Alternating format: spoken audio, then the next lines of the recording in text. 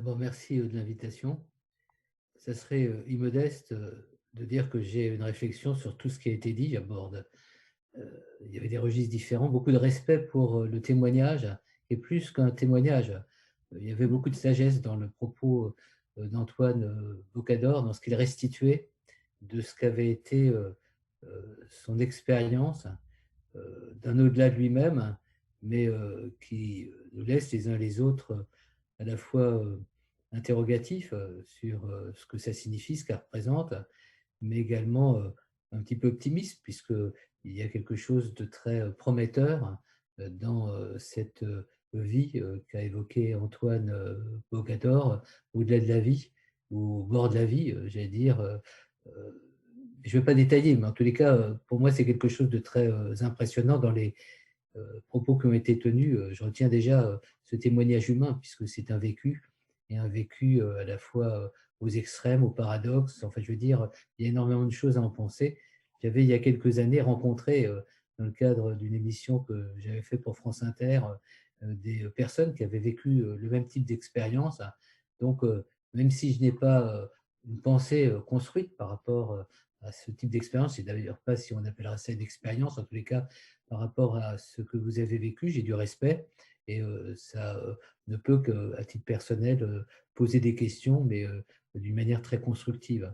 Et vous voyez d'ailleurs dans ce que disait Patrick Van Elsel, mais ce ne sera pas mon propos, mais je trouve effectivement que c'est toute la dimension du symbole, effectivement, admettre dans un contexte de suffisance et j'allais dire de technologie que l'humain, c'est tout à fait autre chose que du chiffre, que des algorithmes et notre relation à ce que nous sommes, à ce qui nous est constitutif, doit être réenseignée d'une certaine manière. Nous avons à réapprendre, peut-être en résistance par rapport au contexte présent, ce qu'est l'humain de l'homme, enfin de l'homme avec un H majuscule, hein, de ce qui nous est constitutif et ce qui non seulement donne sens à notre vie, mais nous permet d'être porteurs d'une exigence, d'un projet et aussi d'une espérance. Donc, je trouve que c'est ces éléments qui sont un petit peu des éléments à reprendre dans une réflexion. J'ai été impressionné par toutes les interventions. Alors évidemment, n'étant pas avec une culture psy, ce que dit Philippe Bouton, ça va m'interroger, ça va me permettre d'avancer quand je vais reprendre avec ma femme qui écoute aussi cette émission, tout ce qui a été dit. Comme ça, ma femme est anesthésiste réanimateur. Donc vous voyez Mmh. que ces expériences, on en a souvent parlé, et elle a une conception, elle a une expertise, j'allais dire, qui pour moi est très très précieuse dans toutes ces approches. Juste, puisque vous me donnez la parole pour apporter quelques éléments, alors qui vont être décalés par rapport à ce qui vient d'être dit, mais qui seront plus en résonance par rapport à ce qu'a merveilleusement évoqué Marie de Wenzel. Elle a parlé de notre pauvreté dans notre rapport à la mort. Je pense que la pauvreté ou la vulnérabilité, puisque quand il y a pauvreté, il y a vulnérabilité, ce n'est pas uniquement notre rapport à la mort, c'est notre rapport à ce que nous sommes, le rapport à soi, notre rapport aux autres, c'est quelque chose d'important, qui a été beaucoup amputé par toutes sortes d'intrusions ces dernières années, et tout particulièrement dans le contexte qu'on vit, notre rapport au monde, et puis notre rapport, j'allais dire, non pas à l'au-delà, mais en tout cas à une certaine forme d'espérance. Donc ça, j'ai bien écouté le propos liminaire de Marie Wenzel. Moi, ce que j'aimerais juste faire apparaître en quelques points, c'est d'abord le premier point, c'est que une rencontre comme ce soir a une dimension plus méditative que strictement philosophique ou psychanalytique. On met en commun un certain nombre de questionnements et on accepte nos vulnérabilités, nos incertitudes et j'allais dire notre impuissance à comprendre ce qui d'une certaine manière nous dépasse, et parce que ça nous dépasse, nous incite à nous élever et c'est quelque chose de rassurant, c'est-à-dire de se dire il y a des choses à comprendre, il y a des choses que l'on ne comprendra jamais telles que nous sommes et qui nous seront peut-être délivrées à un moment donné. Donc toutes ces dimensions pour moi sont des dimensions importantes. Donc les trois points que j'aimerais aborder, c'est le premier point, mais sans développer, hein, c'est il a beaucoup été question ces jours-ci de l'essentiel, à travers ce qui est essentiel à préserver dans le contexte d'une pandémie. Et donc, il y avait les commerces essentiels, mais derrière tout ça, le fait de convoquer le mot essentiel, il a du sens pour moi aujourd'hui par rapport à notre débat. Qu'est-ce qui nous est essentiel qu'est-ce qui nous est indispensable et qu'est-ce que nous ne sommes pas prêts à abandonner, ce à quoi nous ne sommes pas prêts à renoncer. J'allais dire l'essentiel et les inconditionnels. Et je pense que dans l'environnement de notre réflexion ce soir, il est question de cet essentiel, c'est-à-dire ce qui est notre essentiel et ce qui nous semble, j'allais dire, intangible, c'est-à-dire ce fondamental qui nous donne raison d'exister, et raison pas uniquement d'exister dans l'instant présent, mais d'exister aussi par rapport à une exigence en termes de valeur qui dépasse notre propre expérience humaine. Et donc, la question de l'essentiel, elle me semble une question importante. Je pense qu'à travers ce qui a été dit, la tonalité de ce qui a été dit, nous partageons un essentiel et on n'a pas besoin uniquement de l'expliciter. On ne numérise pas cet essentiel. Voilà. C'est ce que certains appellent notre commun, puisqu'on parle beaucoup du commun. Et le commun, c'est notre bien commun, mais aussi nos essentiels communs, chacun avec son expérience de vie, chacun avec son parcours qui enrichit une base qu'on a à un moment besoin de partager. Alors, ce sera peut-être aujourd'hui, ce sera peut-être dans un au-delà, mais en tous les cas, c'est une conviction que j'ai, en tous les cas une intuition. Le deuxième point, et c'est en résonance par rapport à ce qu'a dit Marie de Henzel par rapport à ce qu'on vit aujourd'hui, notre monde est inhospitalier. Voilà. Et on a besoin d'un lieu de dépôt, de recueil et d'hospitalité d'une certaine façon. Et les questions qu'on pose par rapport, non pas à la mort, mais à la vie, puisque moi je préfère parler des valeurs de vie, du sens de la vie, qui conditionne pour beaucoup notre compréhension ou notre reconnaissance ou notre accueil de ce qu'est le temps aussi du mourir, qui est différent du temps de la mort. Je dirais que ce qui m'interroge aujourd'hui, c'est comment réhabiliter un temps de l'accueil, du recueil, qui est bien sûr un temps d'écoute, de respect et un temps de dignité. Et je trouve que notre monde est un monde violent parce que d'une certaine façon, il abrase tout ce qui est de l'ordre de l'hospitalité à soi, de l'hospitalité à l'autre. Et quand on voit les écrits, pas que de Marie de Henzel, parce que j'avais lu avec intérêt La Source Noire quand elle avait été publiée. Donc, quand on regarde tous ces écrits, d'une certaine manière, ils doivent être compris aussi comme une ouverture à ce qui nous rend accueillants, accessibles à la différence, à l'altérité, à ce qui peut nous surprendre, bref, à ce qui peut nous constituer en tant qu'autre. Et je crois que c'est un élément, à tous les cas, moi, que je travaillerai, que j'apprendrai aujourd'hui, c'est comment remettre de l'hospitalité dans une société inhospitalière et dans une société meurtrière par rapport à... Parce que je pense que quand on parle de la mort, c'est pas la mort qui va survenir quand on va mourir. On est une société mortifère, c'est-à-dire où tout ce qui est notre vie, tout ce qui est le sens, toutes les conditions de ce qui est notre vie et l'expressivité de ce que nous sommes sont contestées, reniées, bafouées. Et quand vous regardez par exemple le débat bioéthique ramené à la dimension zéro aujourd'hui, vous dites aussi qu'il y a une insulte à ce qu'est l'humanité de la vie dans un certain nombre de positions légalisées. Je ne vais pas détailler, mais en tous les cas, toutes ces insultes, toutes ces provocations, j'allais dire, sont à prendre en compte pour non pas se réconcilier avec une société, mais la réinventer, d'une certaine, la réanimer, la réensemencer au sens propre du terme, c'est-à-dire lui redonner une capacité de fécondité. Et de ce point de vue-là, il est très difficile de parler de la mort parce que nous sommes morts aujourd'hui, d'une certaine manière, à ce que devrait être le sens et la vitalité d'une société.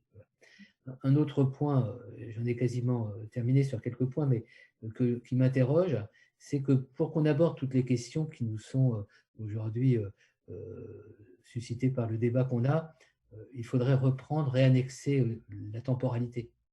C'est-à-dire qu'on est aussi expulsé de la capacité du temps. Et quand on parle du temps de la mort, qui succède au temps de la vie, ou qui est introduit par le temps et la plénitude de ce temps de la vie, ce qui nous manque aujourd'hui, c'est l'espace de temporalité, c'est l'espace de réflexion.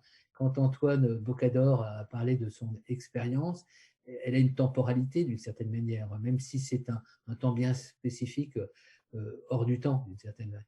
Il y avait Robert William Higgins, qui était un psychanalyste très investi dans la question de la fin de vie, qui parlait de ce temps hors du temps, mais pour qu'il y ait hors du temps, il faut qu'il y ait une temps. Et je crois qu'on doit réannexer une temporalité, c'est-à-dire à hauteur de vie, Je veux dire, c'est quelque chose qui me frappe, comment on a tout numérisé aujourd'hui.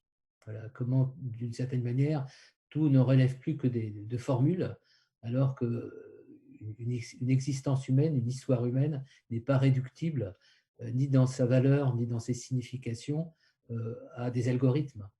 Et j'observe d'ailleurs, et je l'avais écrit dans le dernier livre qu'on a fait paraître sur la pandémie grippale, Pandémie 2020, que c'est à main d'homme, c'est-à-dire à bras-le-corps, et non pas à travers le numérique, qu'un certain nombre des invisibles de notre société se sont mobilisés dans les premiers jours de la pandémie pour sauver notre démocratie. Ce ne sont pas les algorithmes. Et c'est de l'humain très humain qui a été mobilisé en termes de valeurs, en termes d'engagement, en termes de courage, en termes de capacité même de se confronter à des expositions qui, pour certaines personnes, ont abouti à leur mort. Donc c'est un point, restituer du temps, de la même manière que restituer de l'accueil, de l'hospitalité, pas uniquement de la solidarité, mais de l'hospitalité, autant de l'accueil, de l'écoute, de la capacité de l'autre, même du risque de l'autre, c'est un point, me semble-t-il, à prendre en considération. Un troisième et avant-dernier point, ou quatrième et avant-dernier point, c'est aussi été dans les écrits tels que j'ai vus de Marie de Henzel, on a besoin de repères. On a besoin aujourd'hui de s'y situer dans une certaine forme d'ordre et de cohérence. Et tout ce qui me paraît aujourd'hui dans le discours public, dans les éléments de langage, dans un certain discours qui est repris comme des mantras par les uns et les autres, en étant piégé effectivement parce que ces discours ne signifient plus, engage à du désordre, à de l'incohérence. Et je pense qu'un élément à prendre en compte par rapport aux éléments qu'on évoque ce soir, c'est comment trouver de la cohérence, de la cohésion, une certaine forme d'unicité, alors qu'on sait qu'on est confronté à du complexe, à de l'incertitude, et aussi à une impuissance quelquefois, et on l'a vu pour le témoignage d'Antoine Bocador, à une influence à penser ce qui déroute ou ce qui piège ou qui met à bas nos prétentions à penser. C'est-à-dire tout n'est pas rationalisable et comment, dans une culture comme celle qui est la nôtre, qui est une déculture, arriver à retrouver et à reconstituer une certaine forme de culture face à ce que l'on vit aujourd'hui pour lui reconférer un sens. Je termine juste sur un point que j'avais noté par rapport aux approches des unes et des autres. Peut-être que quand on parle de temporalité, il faudrait, et j'ai commencé à parler des essentiels, de ce qui nous paraît intangible et inconditionnel, peut-être serait-il nécessaire d'avoir un débat sur quelles sont nos urgences aujourd'hui. Qu'est-ce qui est urgence et qu'est-ce qui n'y est pas.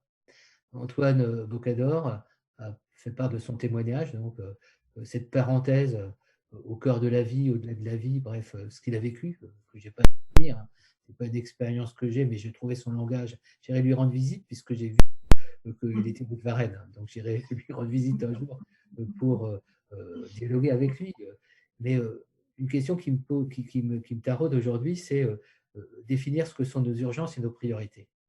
Et je vois que des gens qui ont, par exemple, été greffés, je prends un exemple, on peut parler des gens qui ont un traumatisme crânien, des gens, par exemple, qui ont été au bord du possible, au bord de leurs limites, et qui se sont trouvés pendant des jours, des mois, dans une espèce d'incertitude existentielle, pour ne pas dire ontologique, qui les a fait douter d'impossible, et qui, à un moment donné, se sont trouvés reconfirmés dans leur vie, puisqu'ils ont survécu en bénéficiant d'une greffe d'organes. Et qu'est-ce qu'ils disent? D'abord, ma vie a été transformée, j'ai vécu, je vais dire, une rupture dont j'en fais quelque chose pour me reconstruire, mes repères, mes valeurs, je les reconsidère d'une certaine manière. Puis ils disent aussi, dans un deuxième temps, ils ont une reconnaissance, ils éprouvent une reconnaissance, à la fois, évidemment, aux donneurs qu'ils ne connaissent pas, mais une reconnaissance à ce qui a permis, finalement, à cette vie qui était menacée, de survivre à ce qu'aurait été, j'allais dire, une mort annoncée. Et je pense que cette position, elle est assez intéressante parce que, me semble-t-il, hein, moi je ne suis pas chrétien, le besoin que je ressens, y compris dans le domaine de l'éthique, c'est un besoin de résurrection. Voilà. Je le dis d'une manière maladroite, moi je suis juif, le mot résurrection n'est pas quelque chose qui résonne totalement dans ma sensibilité, Mais au quotidien, je dis avec les équipes avec lesquelles on travaille qu'il faut réinventer de l'éthique, il faut repenser de l'humain, bref, qu'il faut, et que c'est peut-être notre devoir, notre travail aujourd'hui, être porteur de ce courage, de cette envie à la fois de démocratie et de générosité, de dépassement. Mais je pense que dans le contexte présent, et j'en reviens pour conclure à ce que disait Marie de Henzel, dans le contexte présent, on a peut-être une configuration qui peut privilégier l'audace d'inventer. Parce que on entend un peu partout que s'exprime une attente de quelque chose. Et donc on a la responsabilité d'être à la hauteur, j'allais dire, de cette attente, en étant contributif d'une réinvention et de ne pas dire, comme certains osent le dire aujourd'hui, il ne sortira rien de bien de cette pandémie. On ne vit depuis quelques mois, parce qu'aussi il y a les médias qui publicisent, qui donnent une intensité à ce que l'on vit. On ne vit que de la catastrophe, alors qu'on pourrait aussi considérer qu'il y a énormément de moments, d'actes qui sont tout à fait extraordinaires d'un point de vue signaux de ce que sont nos valeurs d'humanité. Et qu'on n'a peut-être pas besoin de vivre les expériences de l'au-delà, les expériences de cette mort qu'on a évoquée, pour avoir le sentiment que la vie a un sens, mais qu'elle n'a de sens que si on est capable à la fois de la défendre aujourd'hui, de la comprendre, mais aussi de la réinventer. Voilà ce que j'aurais dit par rapport à ma petite intervention.